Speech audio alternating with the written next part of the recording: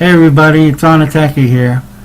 I'm here to tell you about the Second Amendment, and I want to tell you the why and how of why it is the most important amendment in the Constitution. Because without it, every other amendment in the Constitution would be null and void, because there's no way for the citizenry to prevent the government from thwarting every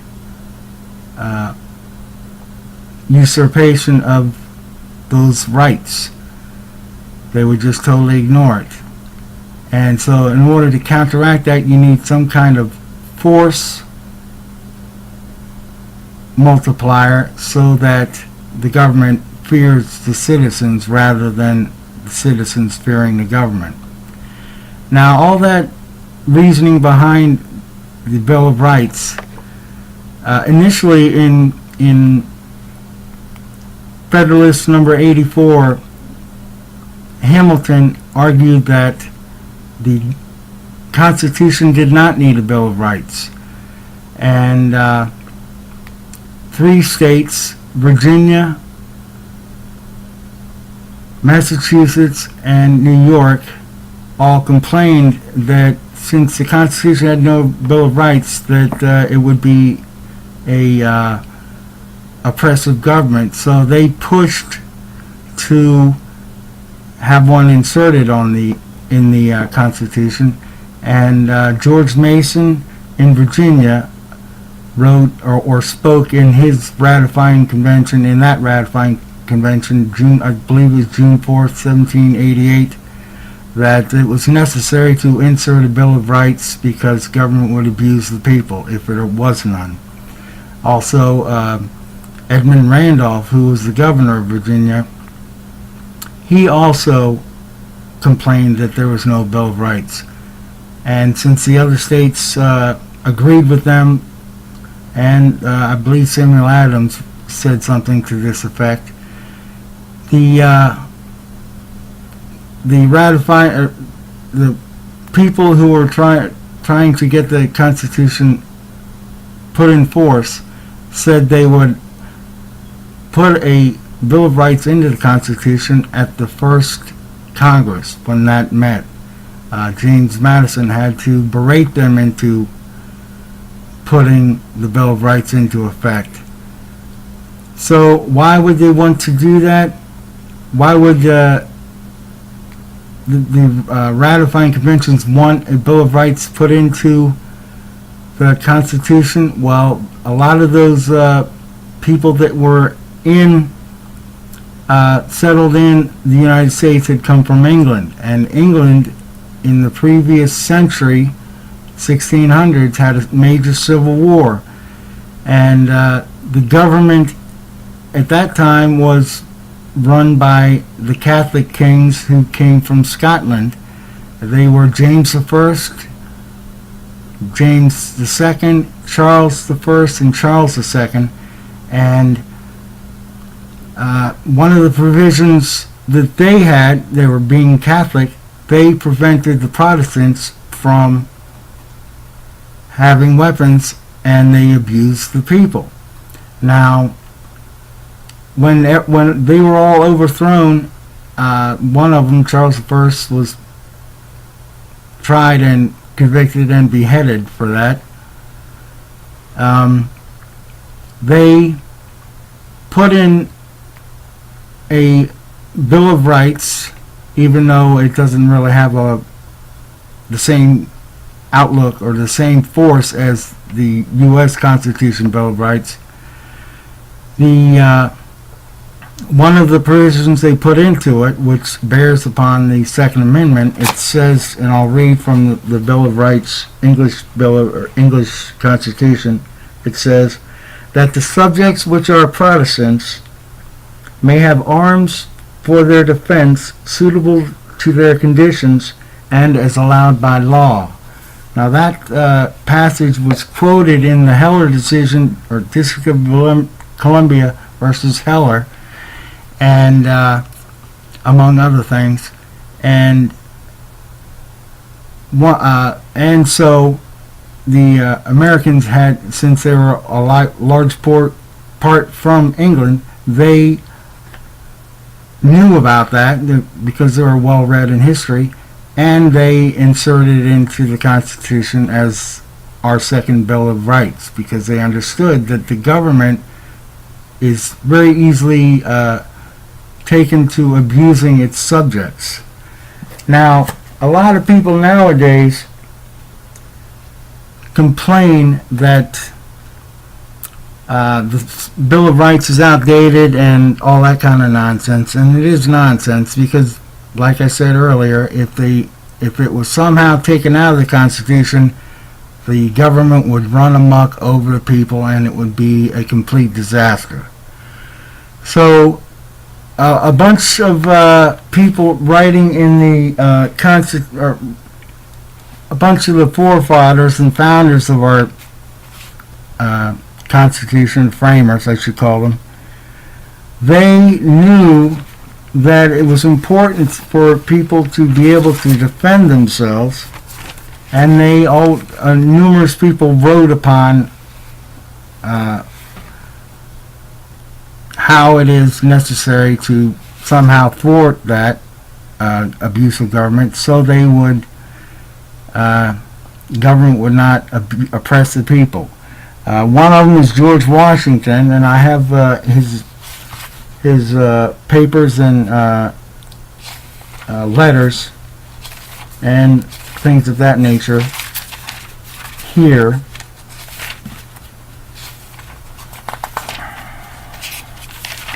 In this book, published by Library of America, sorry. One of his quotes in his first annual address to Congress, or actually it was just a letter, but he said, "A free people ought not only to be armed, but disciplined." Thomas Jefferson, in a letter in a quote from the draft Constitution, said, "No free man shall ever be debarred of the use of arms." He also said, "What country can preserve its liberties if their rulers are not warned from time to time that their people preserve the spirit of resistance? Let them have arms." He wrote that in a letter to William Stephen Smith, November 13th, 1787. He also said, "The constitutions of most of our states assert that all power is inherent in the people, that they may exercise it by themselves, that it is their right and duty to be at all times armed." He wrote that in a letter to John Cartwright, June 5th, 1824. And that was some 50 years after the Virginia Constitution was written. George Mason said, "To disarm the people is the most effectual way to enslave them." Now he said that quoting a Pennsylvania governor from the debates of the Ratifying Convention, June 4th, 1788.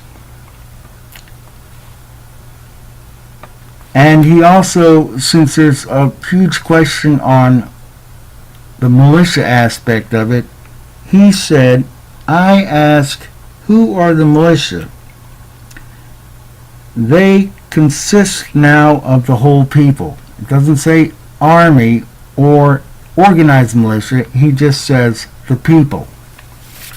Tench Coxe was also he is a Pennsylvania statesman, and he wrote upon the necessity of having a Second Amendment, that Congress has no power to disarm the militia, their swords and every other terrible instrument of the soldier. They are the birthright of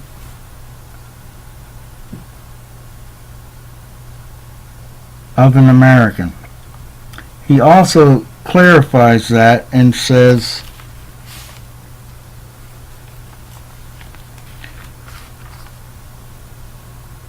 who are the militia? Are they not ourselves? And he says something else about that. Whereas civil rulers, not having their duty to the people duly before them, the attempt to tyrannize, and they may attempt to tyrannize. And as the military forces which must be occasionally raised to defend our country might pervert their power to the injury of their fellow citizens, the people are confirmed in their right to keep and bear their private arms. Nothing there about the militia. Now, that's just 5 or 6 people that I've gone through, and there were many more. Thomas Paine, who wrote the Common Sense, The Crisis, and numerous other things, in a Pennsylvania magazine, 1775, he said, "The supposed quietude of a good man allures the ruffian, while on the other hand, arms like law discourage and keep the invader and plunderer in awe." Alexander Hamilton in the Federalist 28 says, "If the representatives of the people betray their constituents, there is no resource left but in the exertion of that original right to self-defense which is paramount to all positive forms of government." Now, all those people that I just quoted, they were steeped in history and how governments tended to oppress their people. And like I said earlier, numerous times, if you don't have the Second Amendment, government will abuse that against the Constitution and tyrannize the people. And when it finally came to have the Second Amendment incorporated into Supreme Court jurisprudence, it took 100 and actually it took more than it took 220 years or so. I believe it was 2008 in the District of Columbia versus Heller decision. And everyone who has complaints about the Second Amendment has to read the reasoning behind that decision, which favored that the citizen himself has the right to keep and bear arms.